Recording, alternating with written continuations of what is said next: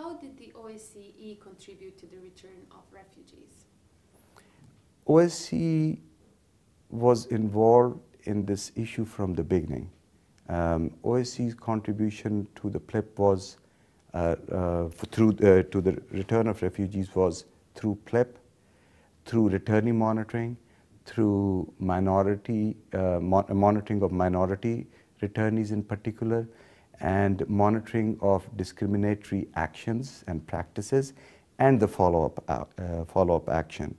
There was a scheme which was started here that in every municipality there was a focal point, and OSCE, UNHCR, and OHR were working together in every municipality.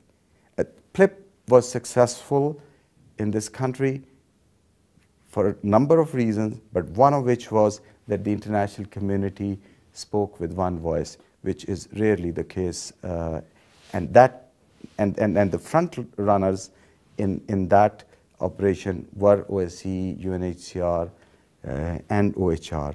So the OSCE contribution was enormous. I consider PLIP, history is never written. There are no history books about bureaucracies and international organizations. But if there is one written about this operation, PLIP would be the frontline chapter of that book. Can you tell us a little more, how did the international organizations, OSCE, OHR, and UNHCR contribute and collaborate on return of refugees? There were a number of things. There was RRTF, and OHR was directly involved in the return. OSCE and UNHCR. It was through one, again, the PLIP was one of the major vehicles. Then it was about through human rights monitoring. I believe that the major role in this particular area that OSCE has played is through their human rights department. You used to have a very large human rights department and very large presence in the field. UNHCR also at the time had very large presence in the field, and these offices worked together on the ground, not just at Sarajevo level, but on the ground at the canton level, at the municipality level, and they were out there in the field. And if there was, it was very difficult. PLIP happened. I gave you one reason, that it was the unity among the international community, but also there was a degree of enforcement of law as well.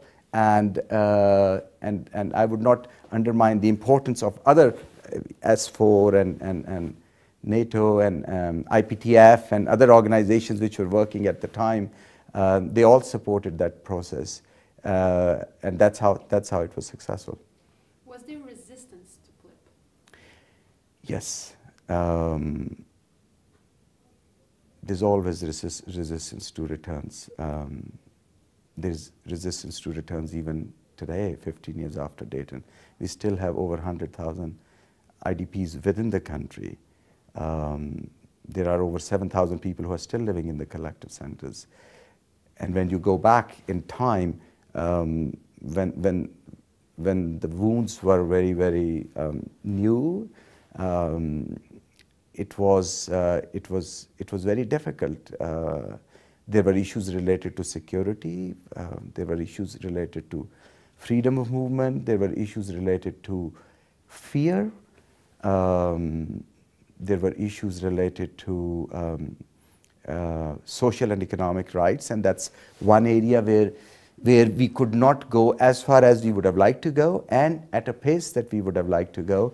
And that's why we have, when we look at the overall return process, there are many questions about the overall return process, that how successful it was. And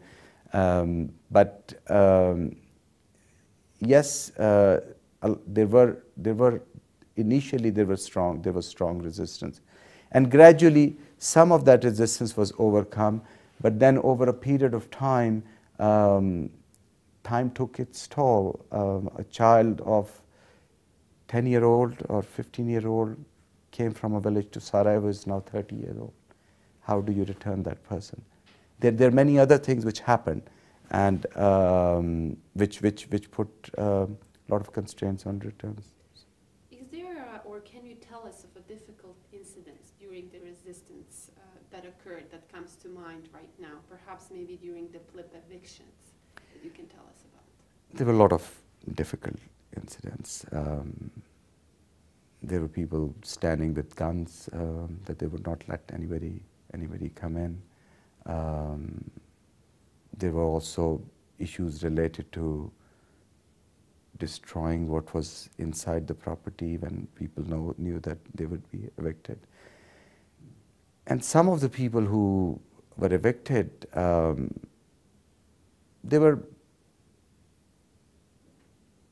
they had no other choice. They could not also go anywhere else. We were implementing PLIP, which was the right thing to do, but we were also then evicting people who had nowhere to go, and that's how the alternate accommodation program came into being. Even as of today, there are people who came as refugees from Croatia as a result of Operation Storm in 1995. They came to places like Banja Luka, and they were housed in the houses of Bosniaks and Croats who had left the places. And when we implemented the PLIP, we brought those people back and we evicted those refugees out of those houses. Even today, they don't have a solution. Even today, they cannot get their apartments back in Croatia. Because one of the failures of the international community was that what we were able to implement in Bosnia, we were not able to implement in Croatia. So people's reaction towards PLIP were, there were a wide range of reactions, and in some of the instances, people, women standing with guns and say that they would not let anybody in their house or apartment. So it was a difficult program to implement. What role did local politicians play? Local politicians, we cannot generalize. There were certain municipalities where there was cooperation. It's a whole return process. There are some mayors in some municipalities that you could say that did a very good job, and there were others who were still carrying the legacy of the war and were not very cooperative. So it was a mixed bag. Why are collective centers still there today, do you think? Collective centers are still there today because the solutions have not been found for all the IDPs in the country, and the whole process has not been completed. We just completed a survey. Our staff went to every single collective center, almost every single collective center, I should correct myself. And there are around 155 of those. And we are trying to find solutions for those people through a Council of Europe Bank, Development Bank loan which the government could get. These are the people who fell between the cracks. Whenever something happens, whenever there are programs, we do try, all of us try to ensure that we reach the weakest part of the population, but still there are people who are weaker than the weakest.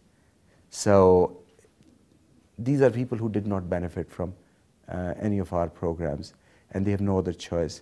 Some of them are too old to go anywhere. Some of them have no village to go back to. Some of them have no family to go back to. The factories they used to work will never be rehabilitated. The villages they used to live in will never be populated. So the solutions for them have to be found in accordance with their situation. The emphasis so far, I may also add, the emphasis so far has been on the returns. Whereas now, with so much time passing, we still believe, as UNHCR, we still believe that return is a preferred option. But 15 years after, we also need to look at solutions which are about giving people a normal life, which means that if they cannot go back, and they have no place to go back to, then solutions have to be found for them in the place of displacement.